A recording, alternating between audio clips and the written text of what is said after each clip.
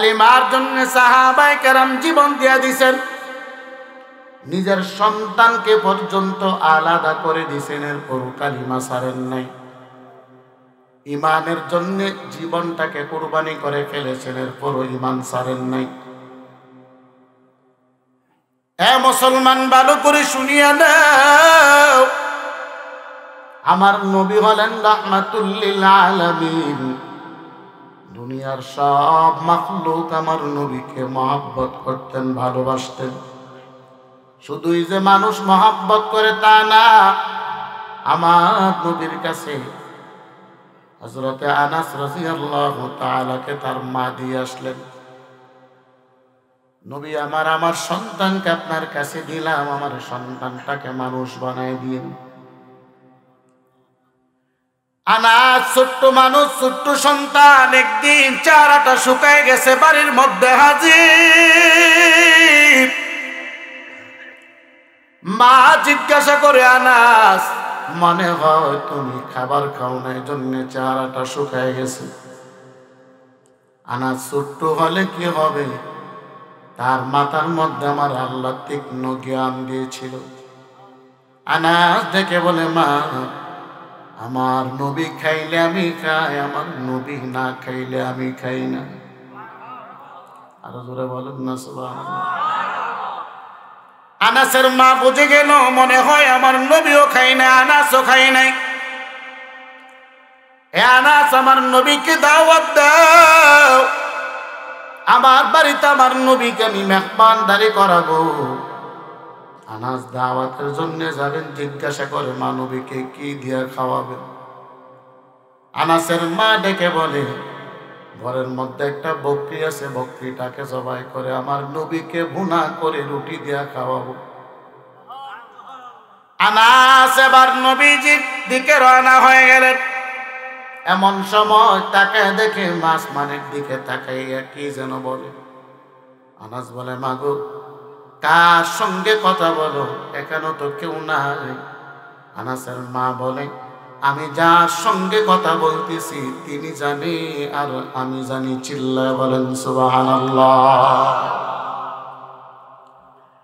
আনাস এবার মার কাছে গেলেন, মার কাছ থেকে আমার নবীর কাছে গেলেন, পয়গম্বর,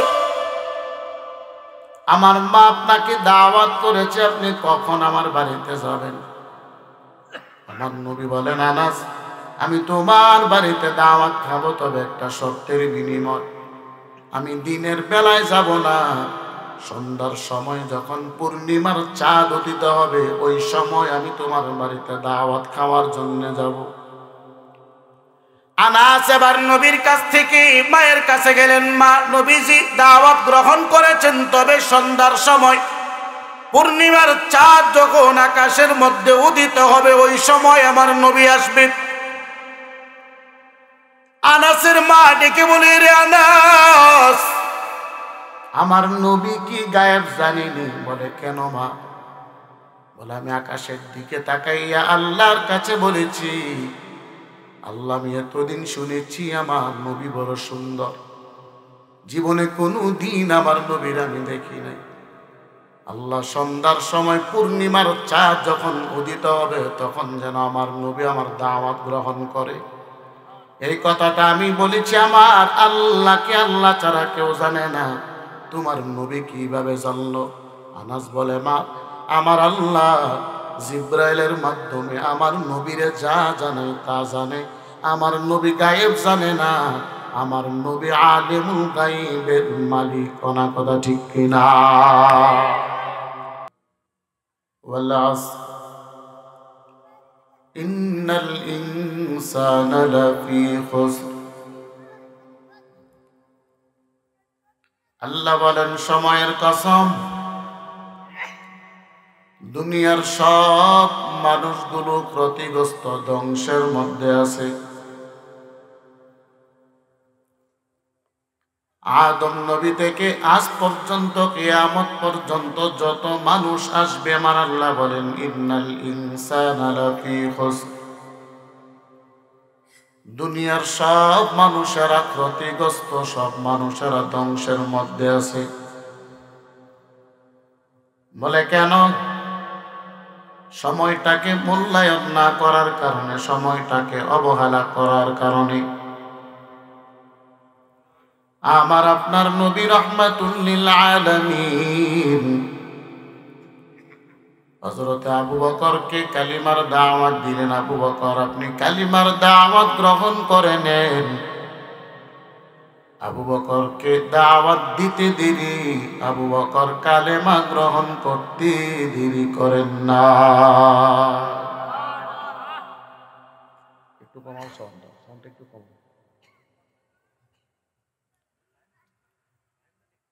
আবু বকরকে আমার নবী ডাকতে বলে, আবু বকর, আপনি সারাদিন কতক্ষণ সময় ব্যবসার মধ্যে আপনি দিয়া দেন? আবু বকর ডেকে বলে, পয়গম্বর, আমার 12 ঘন্টা সময় আমি ব্যবসার জন্য দেই। আমার নবী বলেন, ওইখান থেকে একটা সময় আমার দিনের জন্য, কালিমার জন্য আপনি ব্যস্ত করে দেন।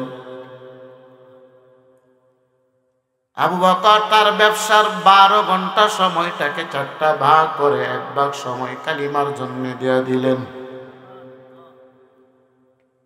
12টাকে 4 ভাগ করার কারণে 3 ঘন্টা কালিমার জন্য আবু বকর দেয়।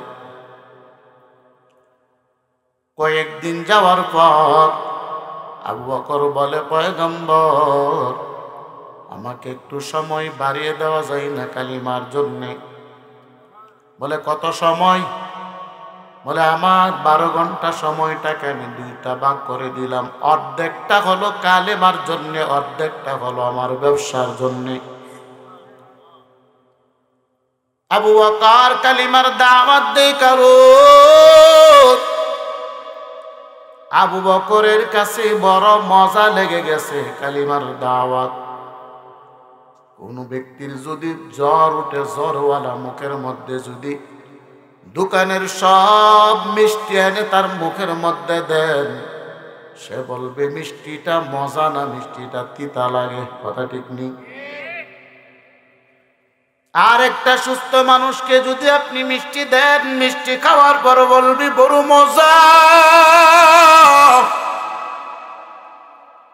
অথচ এই মিষ্টিটাকেই অন্য একজন বলল বড় তিতা। বলে, যে ব্যক্তি বলল তিতা, তার মজা বোঝে না, তার মুখটা হলো তিতা। আর যে ব্যক্তি বলল মিষ্টিটা বড় মজা, তার মুখের মধ্যে মজা আছে, এজন্য মজা লেগেছে। দিনের দাওয়াত এমন একটা কাজ, যেই কাজটা যাদের কাছে মজা লাগে, 1 দিন 2 দিন করে গোটা জিন্দেগি দাওয়াতে তাবলীগের জন্য বিলীন করে দেই। কথা ঠিক কিনা? আর যাদের কাছে দিনের দাওয়াত ভালো লাগে না, তাদেরকে দাওয়াত দিলে বলবে দিনের দাওয়াত ভালো লাগে না, তিতা লাগে। কারণ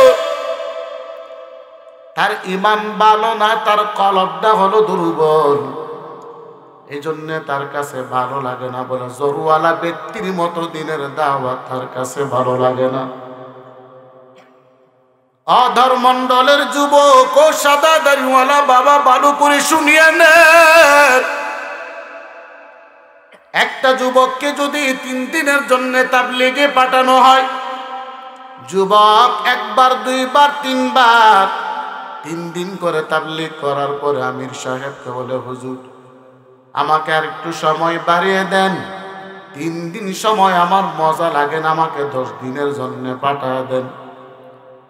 10 দিনের জন্য যখন 1 বার 2 বার 3 বার গেল, তার কালিমার দাওয়াতের মজা তার অন্তরে বাড়তে লাগলো, কালিমার প্রতি তার মায়া বেড়ে গেল। এবার বলো, আমির সাহেব 10 দিন আমার হয় না, আমাকে 1 চিল্লার জন্য 40 দিনের জন্য পাঠিয়ে দেন। 40 দিন দিনের দাওয়াত দেওয়ার পরে 1 বার 2 বার 3 বার সে বলে, আমার কাছে এত মজা লেগেছে, যদি আগে জানতাম তাহলে ছোট থেকে দাওয়াতে তাবলীগের মধ্যে সময় লাগাই দিতাম।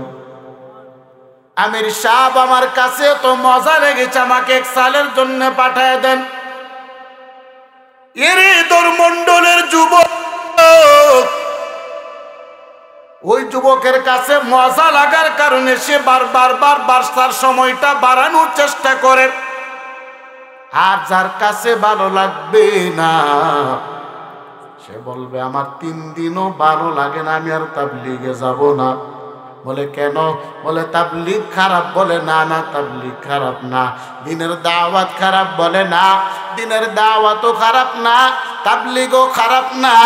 তাহলে তার কাছে কেন মজা লাগে না?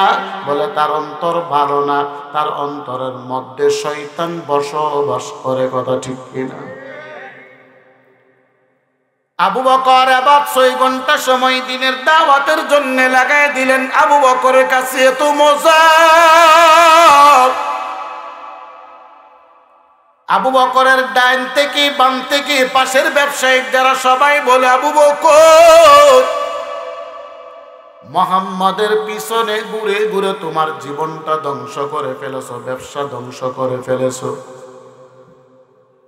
এতদিন তোমার ব্যবসা অনেক ভালো চলতো, এলাকার মধ্যে তোমার নাম আছে, তোমার ব্যবসা ভালো, তোমার দোকানও ভালো। এরি আবু বকর তাকায় দেখ, সকাল থেকে বিকাল পর্যন্ত 6 ঘন্টা সময় তোমার দোকান বন্ধ থাকে, কাস্টমার আসে কিন্তু তোমার দোকান খোলা পায় না, দোকান বন্ধ থাকে। এই জন্য কাস্টমার গুলো চলে যায়, আর তোমার বদনাম হচ্ছে তুমি দোকানদারি করো না, তোমার ব্যবসাটাকে ধ্বংস করে ফেলেছো। এরে আবু বকর, তুমি মুহাম্মদের পিছনে ঘুরে তোমার জীবনটা ধ্বংস করে ফেলেছো। ও ধর্মমণ্ডলের যুবক, ভালো করে শুনিয়া নাও। ধর্মমণ্ডল থেকে 2 জন রিক্সা চালক ঢাকায় রিক্সা চালায়। একজন নামাজিওয়ালা রিক্সা চালক, আর একজন হলো বেনামাজিওয়ালা রিক্সা চালক। সকালবেলা 2 জন রিক্সা নিয়ে বাহির হয় 10টার সময়, রাতের 10টায়। এবার রিক্সা বন্ধ করার পর বাসায় গিয়া এক যুবক আরেক যুবককে জিজ্ঞাসা করে, ও নামাজিওয়ালা ভাই, কত টাকা ইনকাম করলা সারাদিন? বলে সারাদিনে 500 ইনকাম করলাম। আবার নামাজিওয়ালা যুবক বেনামাজিকে জিজ্ঞাসা করে, আপনি কত করলেন? বলে আমি 600 করলাম। এবার বেনামাজি ডাক দেয়া বলে, ও নামাজিওয়ালা ভাই, ধর্মমণ্ডল থেকে ঢাকায় আসছি নামাজ পড়ার জন্যে না, ঢাকায় আসছি বেশি বেশি বেশি বেশি টাকা ইনকাম করে বড় লোক হওয়ার জন্যে। তুমি 500 ইনকাম করলাম, আমি 600 করলাম, তুমি আমার থেকে 100 টাকা কম। বলে কেন কম জানো? নামাজিওয়ালা বলে না, 100 টাকা কেন কম আমি তো জানি না। বলে তুমি যে ওই যে জোহরের আজান হলে মসজিদে নামাজের জন্য চলে যাও, আসরের আজান হলে রিক্সা বন্ধ করে নামাজে চলে যাও, মাগরিবের আজান হলে রিক্সা বন্ধ করে নামাজে চলে যাও, ইশারের আজান হলে রিক্সা বন্ধ করে নামাজে চলে যাও। ওই সময়টা তোমার রিক্সা বন্ধ থাকে, কিন্তু আমার রিক্সা বন্ধ থাকে না। এই জন্য আমি তোমার থেকে 100 টাকা বেশি ইনকাম করলাম। এবার নামাজিওয়ালা চোখের পানি ছেড়ে কাঁদে আর বলে, ও বেনামাজি রিক্সা চালক ভাই, তুমি আমার থেকে 100 টাকা বেশি ইনকাম করে তুমি বেশি খুশি হয়ে গেলা, কিন্তু তুমি কি জানো আমি ধর্মমণ্ডল থেকে ঢাকায় আসছি টাকা ইনকাম করার জন্যে, কিন্তু আমার আল্লাহ যে আমাকে দুনিয়ার মধ্যে পাঠাইছে জান্নাত ইনকাম করার জন্যে, তুমি কি ভুলে গেছো? তুমি 100 টাকায় বেশি ইনকাম করে বড় খুশি, আর আমি 100 টাকা কম ইনকাম করো আমি খুশি। বলে কেন? বলে তুমি শুধু দুনিয়া ইনকাম করলা, আর আমি দুনিয়া ও আখিরাত উভয়টা ইনকাম করলাম। চিল্লায় বলেন সুবহানাল্লাহ। এ ধর্মমণ্ডলের মানুষ, আপনাকে ধর্মমণ্ডল আল্লাহ পাঠাইছেন দুনিয়াদারির জন্য নাকি আল্লাহর গোলামি? আরো জোরে বলেন। এর যুবক ভালো করে শুনো, আবু বকরকে এবার বলল, তোমার দোকানটা ধ্বংস করে ফেলেছো কারণ আগে 12 ঘন্টা সময় দোকানের মধ্যে দিতা, এখন দাও 6 ঘন্টা। 6 ঘন্টা মোহাম্মদকে দিয়া দাও। আবু বকর এবার ডাক দিয়ে বলে, ও ব্যবসায়িক ভাই ভালো করে শুনো, তোমরা দুনিয়ার জন্য 12 ঘন্টা সময় দাও, আর আমি আবু বকর দুনিয়ায় 6 ঘন্টা, আমার আখিরাতের জন্য আমি দেই 6 ঘন্টা। চিল্লায় বলেন আল্লাহু আকবার। আমার নামাজ, আমার রোজা, আমার হজ, আমার যাকাত সবকিছু কার? আর জোরে বলেন কুল ইন্না সলাতি ওয়া নুসুকি ওয়া মাহইয়ায়া ওয়া মামাতি লিল্লাহি রাব্বিল আলামিন।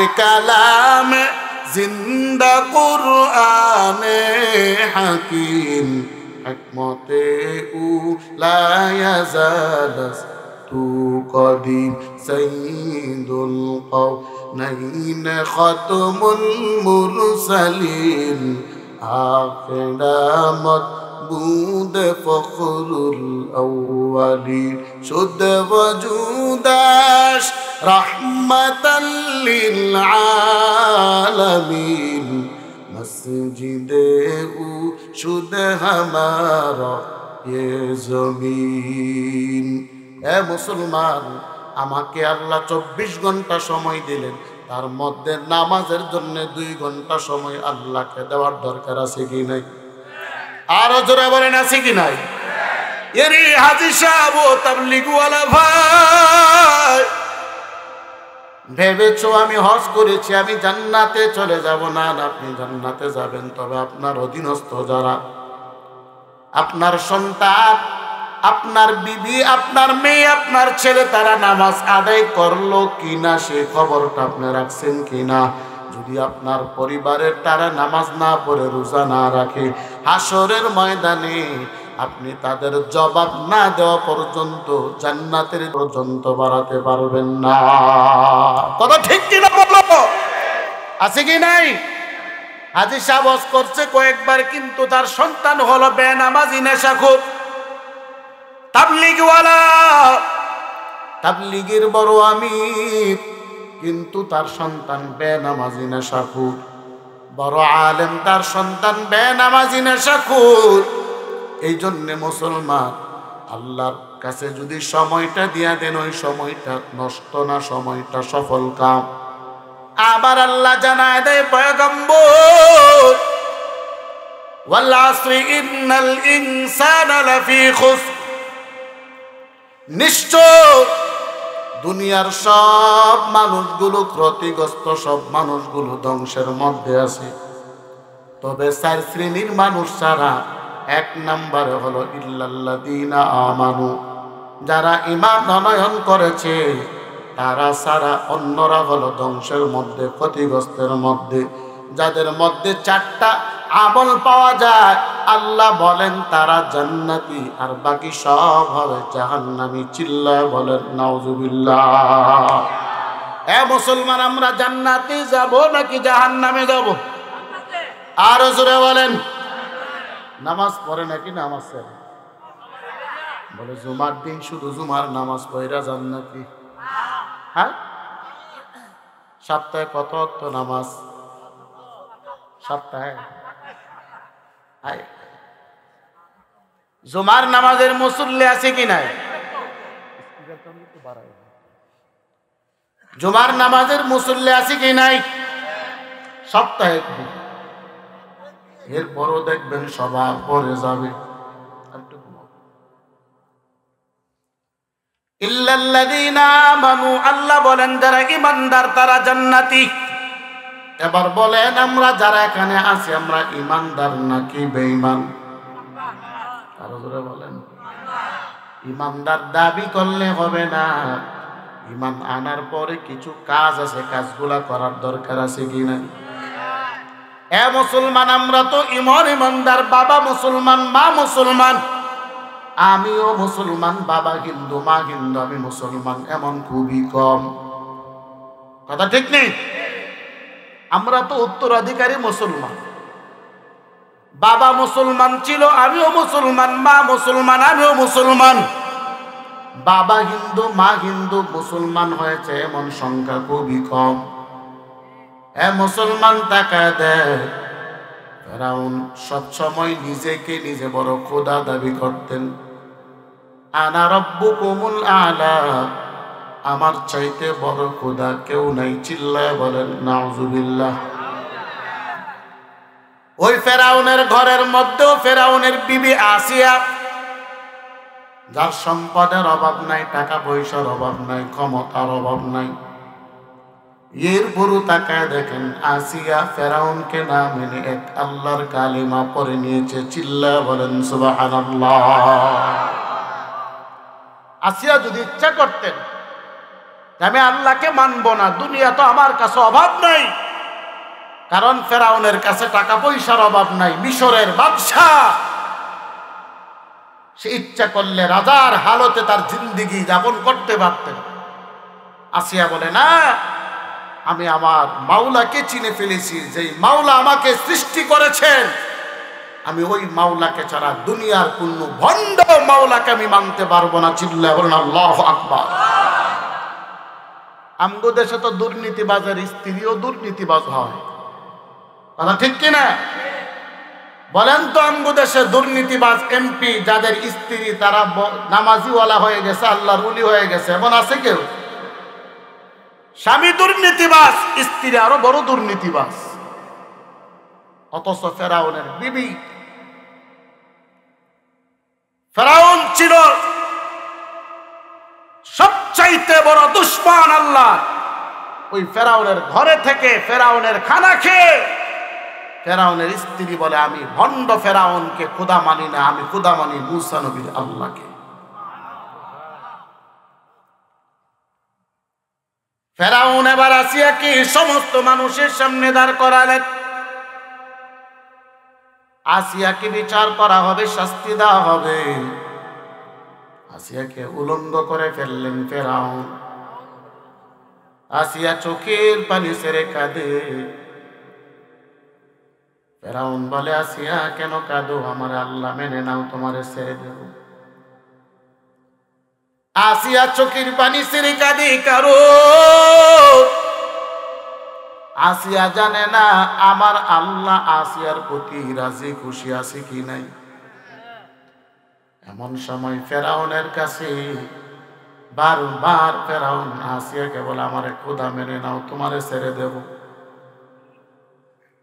আসিয়া পয়গম্বর মূসা নবীকে জিজ্ঞাসা করলেন, ও পয়গম্বর, আমার আল্লাহ আমার প্রতি রাজি খুশি আছেন কিনা, নাকি বেজার? মূসা নবী বলেন, ও আসিয়া, আমার আল্লাহ তোমার প্রতি বড় রাজি খুশি আছে। চিল্লায় বলেন সুবহানাল্লাহ। এবার আসিয়া মুস্কি মুস্কি হাসে। ফেরাউন বলে, আরে আসিয়া, তখন তুমি কান্না করেছিলে, এখন কেন হাসো? আসিয়া বলে, আমি কান্না করতেছিলাম এর জন্যে, কারণ তুমি আমার স্বামী, তুমি নিজের নিজে খোদা দাবি করো, তোমার আমি মানি না। আর ওইদিকে আমি আমার আল্লাহকে মেনেছি। আল্লাহ যদি আবার বেজার থাকে, তুমিও বেজার, আল্লাহও বেজার। আমি এই কুল উকুল দুনুকুল হারায় ফেললাম, এই জন্য আমি টেনশনে কান্না করছি। কিন্তু ফেরাউন শুনে না, এখন আমি জেনে গেলাম আমার পালনকর্তা আল্লাহ আমার প্রতি রাজি খুশি আছে। তোমার যা ইচ্ছা করে নাও, আমাকে যদি হত্যা করে ফেলো, আমি আসিয়ার কোনো দুঃখ থাকবে না, কারণ আমি মৃত্যুবরণ করতে দেরি আমার আল্লাহর তৈরি জান্নাতে যেতে দেরি হবে না।